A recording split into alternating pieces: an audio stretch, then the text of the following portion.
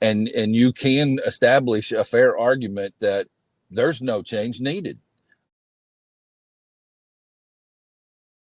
All right, good afternoon, race fans. End of a very long day here in the Reaction Time Media studio.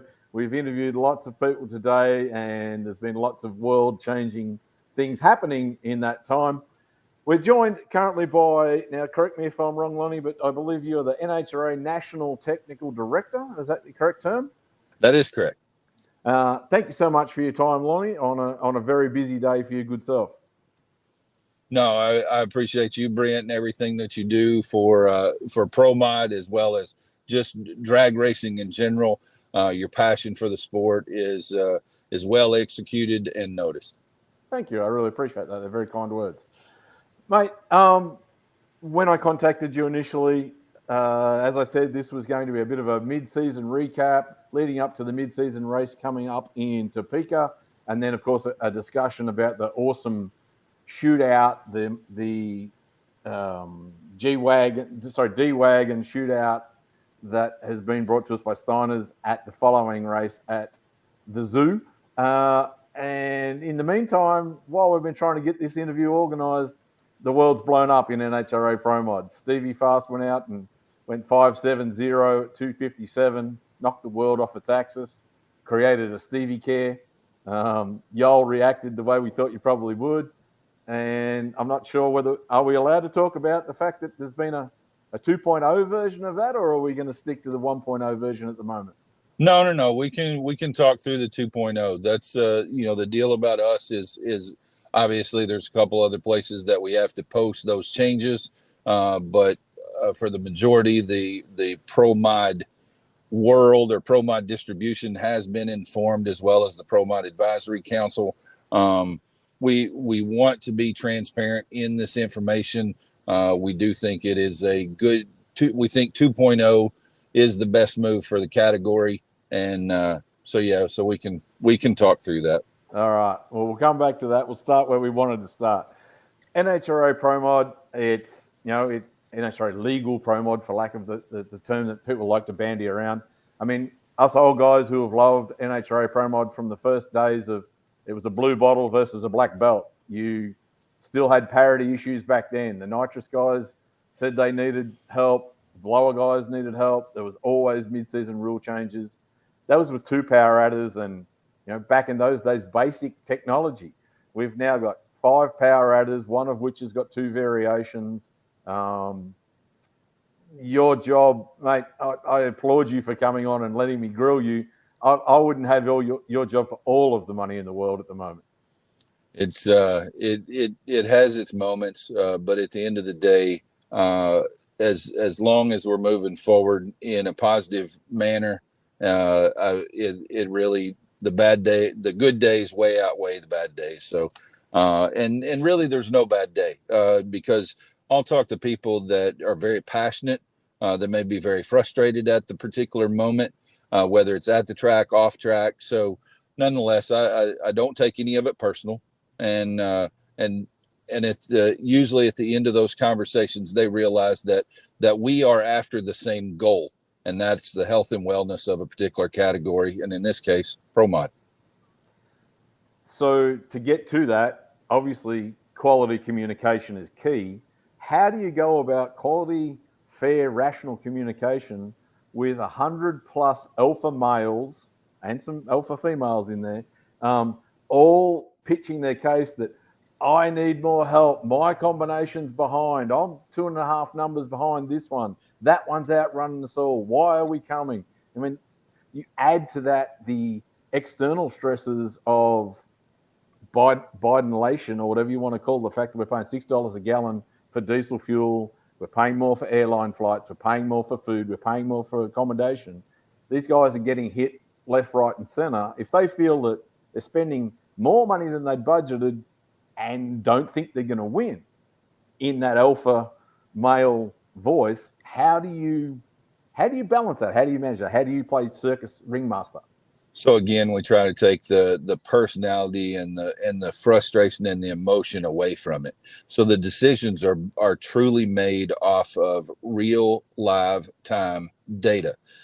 Now that data can also be skewed by any particular crew chief that is in holdback mode. I'm going to keep 3 degrees of timing out. I'm going to slow the tire down real slow, and then I'm going to gradually bring it up on the tire. The one thing that helps me and my whole group of internal rules committee is that most of us are have a racing background. For me, it's pretty extensive, and I'm very humbled by that for the years and different experiences that I've been able to gather over the years. I am pretty knowledgeable with race pack data, with fuel tech data, with Holly data. So can you hide it? Maybe to some extent, but you can't hide it all the time. You might hide it in the data, but you can't hide it in the on track. Obviously, if you're in holdback mode, then you're putting 590s on the board. You're not putting mid 570s on the board if you're in holdback. Now, you may be in holdback in different areas of the racetrack, but again, that's going to look at the race data, where the drive shaft's at a quarter, a half in, what's our drop in the shift point.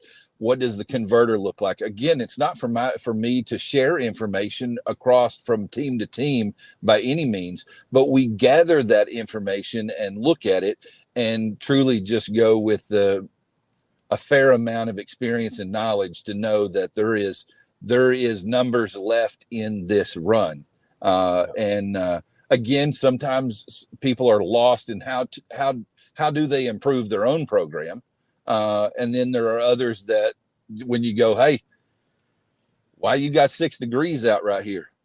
Well, it's just so nonetheless, it's a process of looking at that data, not only on car data throughout the power adders of different teams, but also looking at the on-track data, the front, mid, and back splits.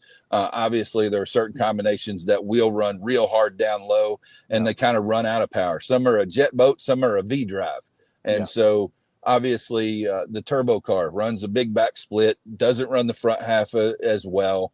So, nonetheless, it is take that expanse of knowledge and education over the years and kind of put it together to come up with a good program, a good rule set, and my whole internal rules committee and NHRA is on board with all of that. So I think that was awesome, an explanation of today. We've been bouncing around a little bit.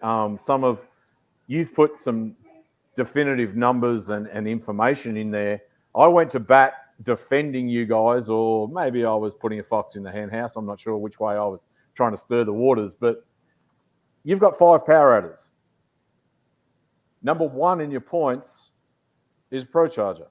Number 2 in your points is a nitrous combination.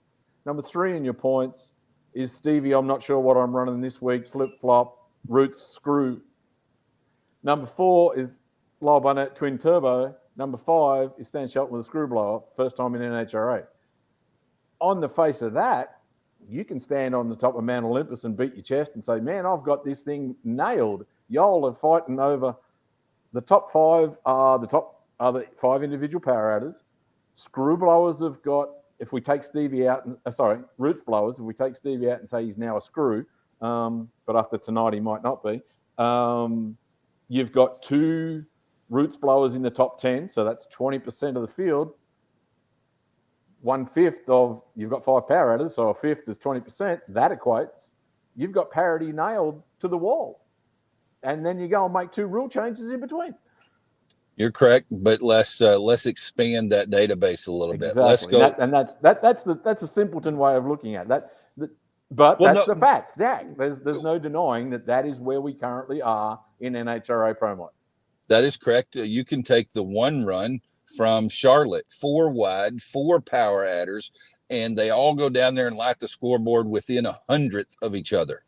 That is one run, one quad that did that. Yeah. Again, you can take that. You can take the current point system, where people are at, what they've managed to do with the time they've spent in Pro Mod for 2022, and you can establish a fair argument that there's no change needed. On the other side of that, when we expanse the data and you go back and this was a number that was given to me and mostly confirmed, I think it's 27 events. A Roots blown car has won one, but for 27 events, it's been 80% of the power adder.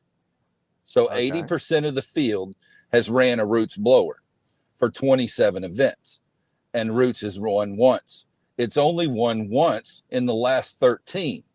So when you look, those aren't good numbers at all. That the Roots car has been, and most of all the Roots combination guys will tell you that they are on the ragged edge. The one thing about the Roots combination, when you look at it, even though it's 80% of the category, it also aborts runs 68% of the time, because they are on the ragged edge of, they got to be strong down low to have anything to run out back.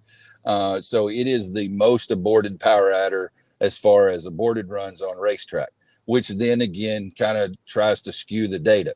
So our database was using, for a long time, it used 6 flat. So anything worse than 6 flat, we called that an aborted run, was not a maximum effort. Now we've moved that to like 585. And so it really starts to try to look at the cream of the crop. If a turbo car doesn't go 585 that particular event, it's really not included it is on the average page, but it's not included to say that it made runs worth any parity adjustment. They were just off kilter that particular weekend. So as this moves along, it's very fluid, and so we continue to try to address and do a better job with utilizing the data, and utilizing data not just from the fastest car. It's we try to average that data where it has a good pool. We also do look at the quickest runs made and by what power adder, and by what whether it was a qualifying effort, whether it was a race effort in eliminations. If number one lines up against 16, but number one hit a home run ball in qualifying, he may not feel like that he needs to hit that home run ball to run the 16 qualifier. Sometimes that does bite you in the butt to think that way, because at the end of the day, most of the pro mods that are on property have a fair opportunity to outrun you in the other lane. Fair choice. I haven't been able to get a hold of Ricky Smith yet, but I'll try and paraphrase a quote from him many years ago.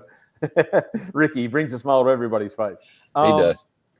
He got slammed by an NHRA Pro Mod, like second race in or third race in, 50 pounds, if my memory is not correct.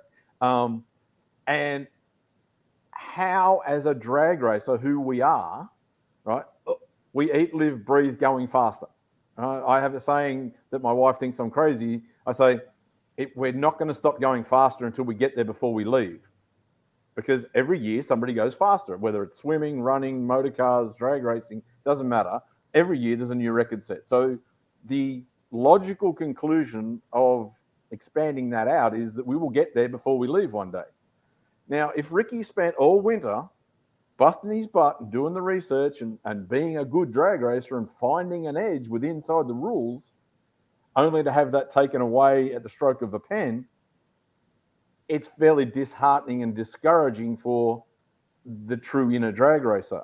How much of that is given to you? I mean, you just threw at us that, you average it out and you look at all of it, but there is only one or two nitrous cars. There is only one turbo car. There was only one screw. How much weight is it a weighted average based on numbers? You talked about 80% of the field's got a Roots on it. So how do you balance all that? So in Ricky's case, obviously, if you go back in past history, we had Chad Green, we had Jeffrey Barker, we've recently had Tyler Miller, and those were all nitrous cars. Barker ran under the 903 program, so it was really just recently in Pro Mod did we introduce the 959 combination. Giving you 6 combinations now rather than 5. Right, exactly. But still, yet the with nitrous there is and I think I can speak for them. I wouldn't say anything Ricky wouldn't say. The fact that nitrous is a 20, we'll say 20 plus year old technology, that there are very minute advancements that move forward in a nitrous car over a quite expansive amount of time. Then you throw a new power adder in the category that may have been too large when it came here. Nobody teed it up and hit the home run ball with it to show its potential. Maybe the potential nobody even knew the first time it went down the racetrack. I was at Orlando for the World Pro Mod, World Pro Stock Challenge, the Door Slammer Nationals, that Wes Buck put together, and saw Justin Bond, what he was fixing to do at Gainesville the next week. And that was the first Pro Charger down the racetrack. Yeah. And if I remember right, it went mid 570. At the time, a young man that was in charge of NHRA Pro Mod was with us on site. And him and I went to Justin Bond's pit. They had to pull a head off. They did nick a valve, and so they had to pull a head off. So we measured valve. We looked at converter. We checked the rear gear. We checked the car for all of its legality, knowing that next week it's fixing to go to Gainesville and kind of set the world on fire. It went to Gainesville in a little bit of holdback mode. It was in less holdback mode the week before with me in Orlando. Nonetheless, it still, that power adder probably was a little bit large when it got here. Nobody showed its true face. And not that they even knew what the true face of it was when they first got the power adder. They finally had to figure out camshaft, and then it's went through a myriad of changes. We slow the blower down. So then we got to speed the motor up. So then we got to loosen the converter up. Then we got to make the valve train better. And so it's went through a myriad of changes that's been very costly to the Pro Charger or to the centrifugal customer. And that's one of my goals in arriving at NHRA. And it hasn't happened quickly. But my hope is that as we have this conversation right in front of or the start of 2023, our parity adjustments are no longer a pocketbook. Our parity adjustments is call the plumber and buy some lead. And we're looking at 25 or 40 pound swings. And I really would like to say that 2023, I want ProMod to just go racing. We're going to look at it after every event. The deal is that I say that what is my job or what is our job as NHRA and the rules committee, what is truly our goal of the job of writing parity rules. That job consists of nothing more than making sure that every power adder has ample opportunity at a championship. It's not a jackpot club. It's not a come to this race because the weather, is better for my car. We're going to have those customers. That's fine. Yeah. The deal is for the guy chasing the championship, did he have a fair opportunity through what Mother Nature gave us for the entire year? Because different power adders will run different in different conditions. When we go to Gainesville and have, some magical Magic Kingdom air and in Gainesville, obviously we'll see the performance and the nitrous car may not be on top of that. If it's dry in Gainesville, they will not be on top of that. Yeah. But we go to Topeka in midsummer and it's 140 water grains and it's 97 degrees.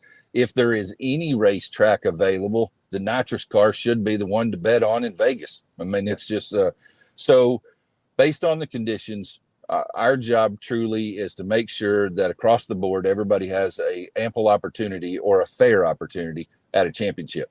If by the end of the year we look at that and we can answer, hey, did everybody have that opportunity? And the answer is yes, then we did a good job. If we can do that without parity changes through a season, then that would be the ultimate goal. We've got 5-6 power adders. It's not Top Fuel. It's not Funny Car. They run one platform. All their blowers are scanned. They can't do. There's a lot of things they can't do. You have teams that do a better job with the parts that they have than other teams, or they're in a better financial position. But at Top Fuel and Funny Car level, they're all in a pretty good financial position to do what they do. Pro mod is not an inexpensive class to run, but it's a lot of working man's effort. We have very few people that can say, "Hey, all of them say I'm a professional pro mod racer," and that's and that's well received. But that's not all they do. They go home to a business. They have other people and employees that count on them, and so it is a little bit different. And for that, we want to make sure that the effort that they put forth to race in the category at the end of the year, they feel like it was fair. All right, excellent. Thank you. Now, I've been very, very kind to you and allowed you. I've defended you a couple of times today and allowed you to have your. Now, I'm gonna step into the ring and take a swing. Screw charges. You brought them in I wasn't in the meeting, but according to all that have spoken, 100% against the vote of the existing racers at the time. They were asked their opinion back before you brought screws in, and they all said, no, don't do it. You did it. The public line from NHRA around it was to bring the car count up. We want to be able to get the guys from PDRA, NMCA, the Haney deal out in the east, etc., etc. That hasn't worked. It has worked in the Stan Shelton situation. So Stan joined us. He was coming with the roots. Quite possibly. You may have better confirmation of that than we do. I'm speaking out of school because he hasn't told me that directly, but I believe he was going to come whether he wanted to go NHRA, because I'll now defend you in the same breath. It is the pinnacle. It is the Super Bowl. It is the NFL. If you want to play door car, power adder drag racing, you are the gig. You are the best place in town to go and do that. No doubt, no one's going to argue with that. I don't believe ever. But I will put that you didn't pick up those guys. You've just made some guys maybe think about switching, and therefore back to that pocketbook we spoke about earlier. And that's a very fair point that you make. The one thing that I call it shoot holes in or throw darts at, or however you want to say that. The one thing about it is, if you'll also remember some of those early conversations, whenever it's a 390 gear, it is limited to a 3-speed transmission.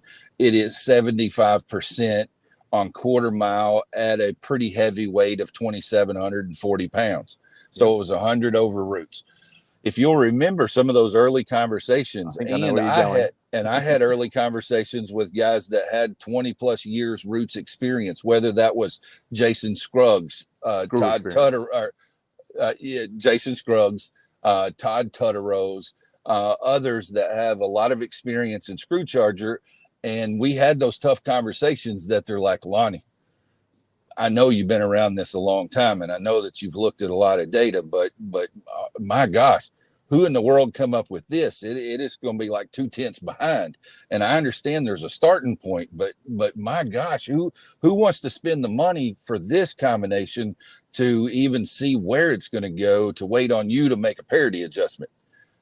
Okay, fair enough. Well, we see Stan Shelton show up. They went and tested. Scruggs has tested. Others have tested, and they found struggles in making that combination work, get it on the tire, get the tire happy early with that 390 gear. And so what has happened with that is when Stan showed up, he showed up pretty well ready to show up, and didn't set the world on fire, but showed that it is a competitive combination right off the bat. So when we talk about others that may have not showed up yet, I'm still not concerned about that. We made some significant changes. Other things that was keeping people away was the mandatory tunnel, the mandatory this, that, the shutoff device, the shutoff switch system that was mandated. That most common, those other cars and outside organizations didn't have that because it wasn't mandated there. So I think it took a little time, and still will take a little time for a screw customer that's outside looking in to go, hey, my gosh, that was faster than we thought it was going to be. Obviously now with the 570 257, there's some adjustment, but the adjustment's a pulley. Again, my large goal in and I'll mention it again, the large goal in NHRA Pro Mod, no matter how many power adders we got, is that get us to a point where we can move some weight in a particular combination and call it a parity adjustment and move forward. And it doesn't really get into the pocketbook. And unfortunately, it's taken quite a while to get in that direction. So again, I'm not worried about what hasn't showed up with the screw. I think there's a large picture of over the years, and I probably won't be when I say this, it probably won't make a lot of friends, but over the years, from the outside looking in, NHRA has been like this little country club. At one time, it was a pay to play, and guys still feel like there's a fair entry fee, but it does race for a decent purse. It has nice sponsorship now at the efforts of the people within the category as well. That they have addressed that and diligently worked through that this year. Again, I think it's the word that it's not a country club. It's open to everybody. We just need you to fit these rules. The rules get to a point where everybody looks at it and go, well, I don't know what combination to bring. And whenever I hear that, I think that, my gosh, we got to be pretty close. We're getting close. And you may have a customer that can choose to run a turbo this week and a nitrous car next week and a roots blower and a screw blower. And good for them if they can do that. Most of the customers in Pro Mod are stuck to one power adder and try to make the most of it. But just trying to explain where we're at and what we see, we hear less negatives about people not coming, and we are starting to hear more positives about people that are working towards coming to join, building a car, waiting on parts. It looks like you guys have finally got some things in order.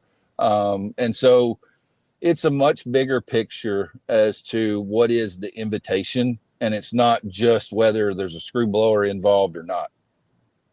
Okay. Let's talk some really good positive stuff. The health of the class, as much as the numbers are down, the quality of racing is still amazing out there. You've got 5 of the power adders in the 5 top positions. You're going into the middle race of the season, which will be followed by a $60,000 first time ever D-Wagon shootout at the zoo. I mean, it doesn't get much better than that if you're a door car owner. No, that's so I raced. I have won and runnered up at Brainerd. I have had success at Brainerd, sitting in the driver's seat. It is for anybody that's never been there, it's one of the most amazing places to go. When you look in the stands and it's 8:30 in the morning, and stock eliminators in the water box, the stands are packed. They want to see race cars, and they don't care what particular class it is. They get super excited as the burnouts get bigger, as the cars get louder, and the scoreboards light up with quicker times and faster speeds. They even get more excited. And then when the sun goes down, there's no lights to race under at Brainerd. So it makes the perfect place for the zoo. What is the zoo? For NASCAR fans, it would be the Talladega campground. Okay. That if you've never been to Talladega campground, we've all heard about it. But the zoo is a unbelievable place where people are having a great time cooking out, sharing things across camps here and there. Got big bonfires, got concerts, and then there's a lot of other activity that's probably questionable. We won't go into the questionable activity. It's excellent. I mean, the Steiner boys have stepped right up. I mean, the Doug Winters team, primary sponsor, they've worked really, really hard with those guys. They're helping you in so many ways at NHRA, and this first time ever shootout is something I think that, as I said, we wanted to really talk about that, and unfortunately that's been a little overshadowed by Stevie Care and now the 2.0 version, which I'll lead into. Can I grab a soundbite off you that this is going to take me a couple of days to edit, so I'll grab a soundbite now and put that out as fast as I can. Can you give us an update, please, Lonnie, on the latest, greatest? Who's got to spend what? Who's going to be in the front? What's 2.0 change? Or go through 1.0 change and then the 2.0 change that got made before that 1.0 even made it to the racetrack. So let's talk about 1.0. July the 7th, we released a rule set that this was post Norwalk. It was 10% effective to the screw blower, so we reduced the overdrive from 75 to 65% for the screw blower. We looked at Roots across the board, knowing that Roots was going to need some help. We gave them a 25-pound deduction across the board. And then there was Pro Charger as a yearly incremental, as some information from Norwalk that still had some positivity to it. We looked at making a 500 RPM reduction, which they have a 10,000 RPM limit. We looked at making and posted a 500 RPM reduction in that RPM, so it would be 9,500. Let's move to 2.0. ProMod Advisory Council is a group of people that are across all power adders in the category. They are the spokesperson for their power adder. There are 6 people within that group as well. They work with NHRA on a number of different items, including parity. Usually we take our idea to them, we present it, they spitball through it, whether we spend an hour or 2 on the phone, and then we leave there with them knowing what it is that is our intention. We talk through if it needs to be adjusted with that particular adjustment. July 7th, there was not a lot of input. I know it was kind of laid in their lap pretty quickly, and we left that meeting really in agreement that this was not the perfect, but it was a decent direction to head, and we had data to support that change. The ProMod Advisory Council got together, as well as with all the team owners, everybody that was pulling money out of their pocket to race this category, all got together and got on a call. Talked amongst themselves, then asked us if we would reconvene on a call with them late last week, which we did. We walked through the 1.0 changes, and they said they had some input they wanted us to give us, and talk about a different direction, which ended up being 2.0. So we came to the agreement across the board with those guys that the 2.0 version is as follows. Screw supercharger still will receive a 10% reduction from 75 to 65 overdrive.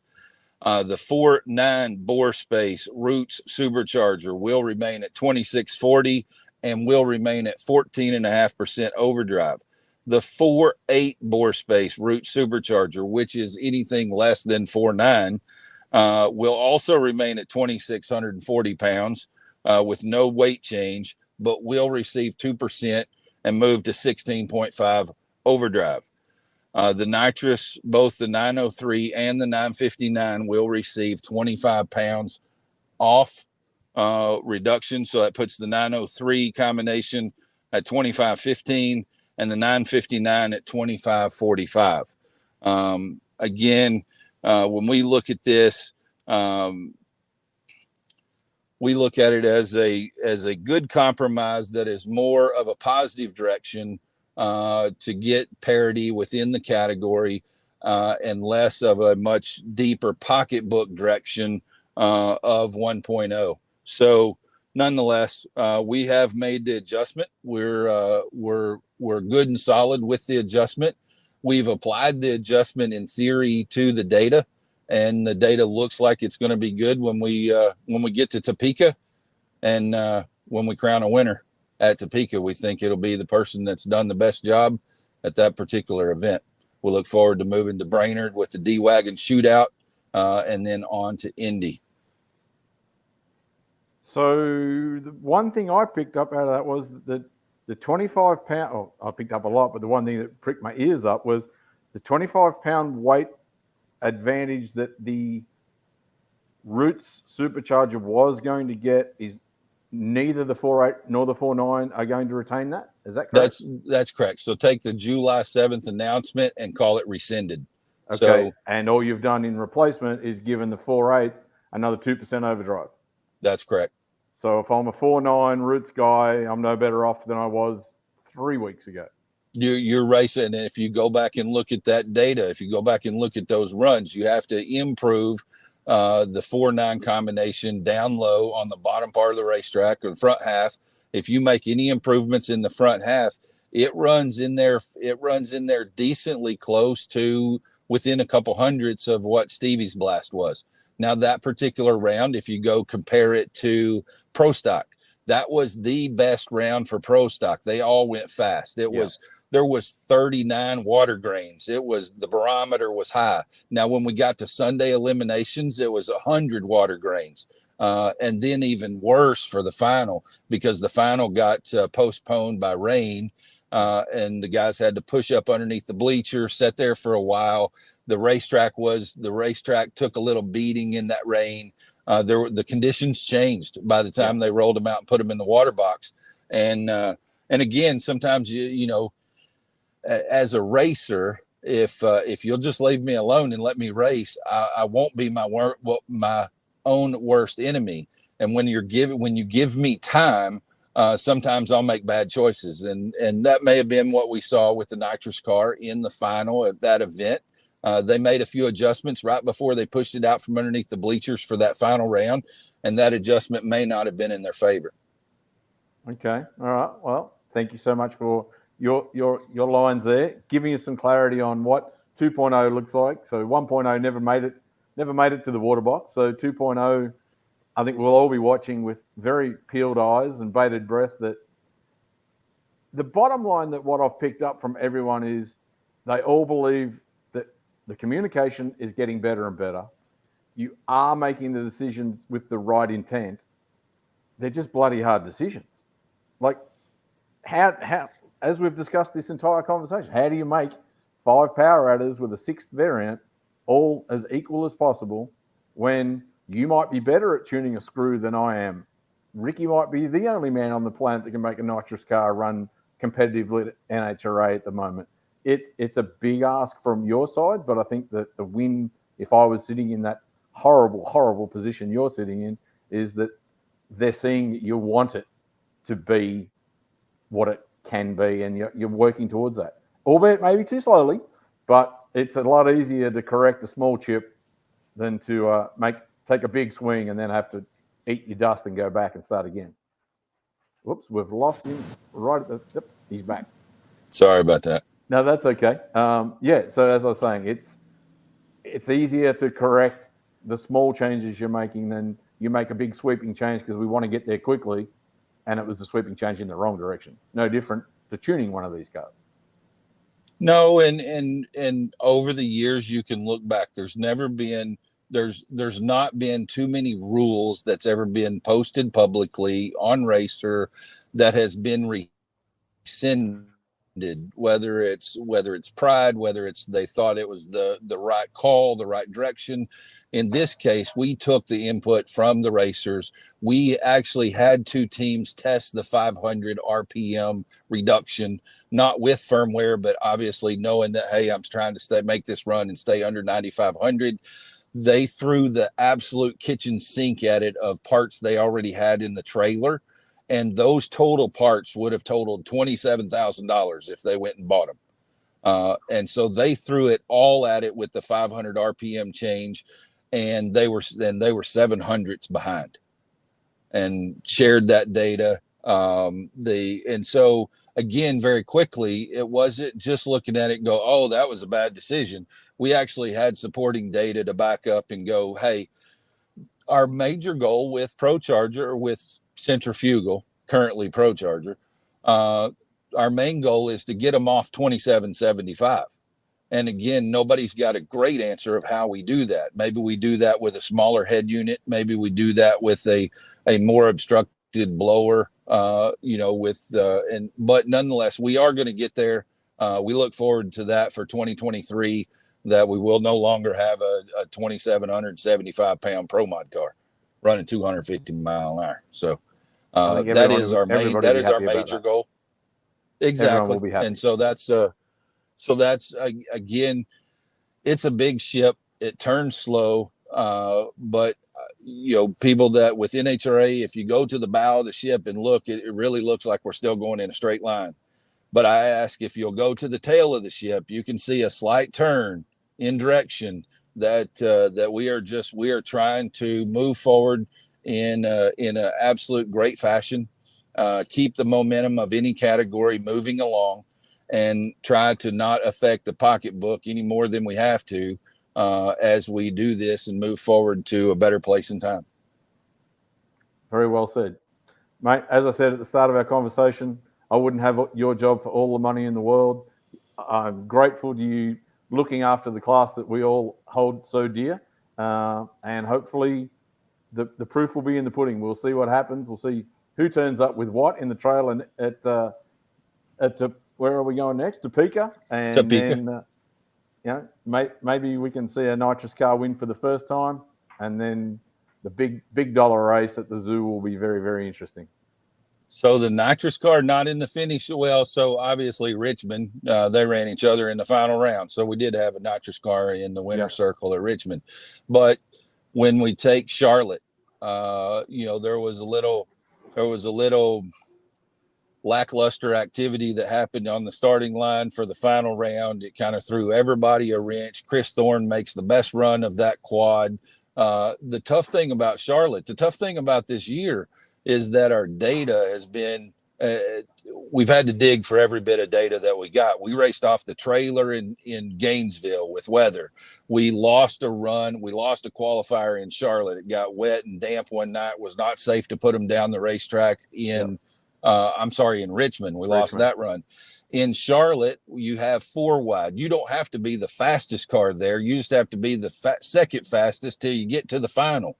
And then we have a little quagmire in the final round. Chris Thorne makes the best run. Ricky has the car to beat, by all means, for that event. So, again, we talk about Norwalk, and Ricky's probably second guessing his call, possibly. But a nitrous car had a very solid opportunity to have 3 Wallies this year. Fair call. Mate, thank you so much for taking the time today on a day that I'm sure your phone has been blowing up. Most of it's pretty positive. I've got some text messages with some thumbs ups, and very few have questioned the direction.